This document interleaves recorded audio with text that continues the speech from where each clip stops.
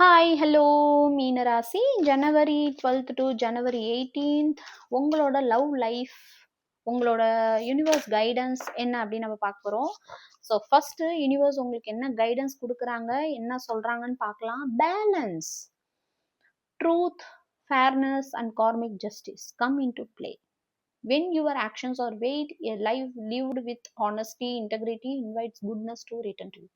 So நீங்கள் எது பண்ணாலுமே பேலன்ஸாக பண்ணுங்க. எந்த ஒரு கெட்ட காரியங்களுக்கும் எந்த ஒரு கெட்ட விஷயத்துக்கும் தயவு செஞ்சு செவி கொடுக்க வேண்டாம், அதை பண்ணணும்னு நினைக்க வேண்டாம் அப்படின்னு உங்களுக்கு யூனிவர்ஸ் கைட் பண்ணுறாங்க. அதே மாதிரி ஒரு லவ்வாக இருந்தாலுமே அதை அளந்து கொடுங்க. ஒரு அமைதி, நிம்மதி, சந்தோஷம் எல்லாத்தையுமே கொஞ்சம் அளந்தே இது பண்ணுங்க.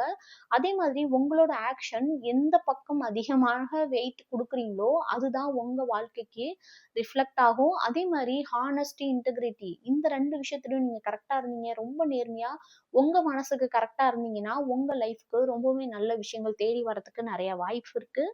ஸோ இப்போ உங்க லவ் லைஃப்ல எது பிளாக்கா இருந்து எது அன்பிளாக் ஆக போகுது அப்படின்னு நம்ம பார்க்க போறோம். மீனராசி கிளைம் பண்ணுங்க, சப்ஸ்கிரைப் பண்ணுங்க, ஃபாலோ பண்ணுங்க. அப்பதான் இந்த எனர்ஜி உங்களுக்கு கிளைம் ஆகும். ஓகே, பயங்கரமா ஒரு அவசரத்திலே இருக்கீங்களே.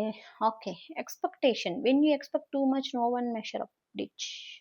ஸோ நீங்கள் ஒரு ரிலேஷன்ஷிப்பாக இருக்கட்டும் அல்லது உங்கள் பார்ட்னர் கிட்ட ரொம்ப எக்ஸ்பெக்ட் பண்ணுறீங்க. ஓகே, நீங்களும் மனுஷன் அவங்களும் மனுஷன், ஸோ ரொம்ப எக்ஸ்பெக்ட் பண்ணாதீங்க. அதே மாதிரி உங்ககிட்ட நிறைய பேர் எக்ஸ்பெக்ட் பண்ணுறாங்கன்னு அதை ஃபுல்ஃபில் பண்ணணும், அதை நிறைவேற்றணும்னு ரொம்ப நினைக்கிறீங்க. யாரோட வாழ்க்கையும் யாரோட எக்ஸ்பெக்டேஷனையும் நம்மளால ஃபுல்ஃபில் பண்ண முடியாது. நம்மளால முடிஞ்சது மட்டும்தான் நம்ம பண்ண முடியும். ஸோ அதை மனசில் வச்சுக்கோங்க.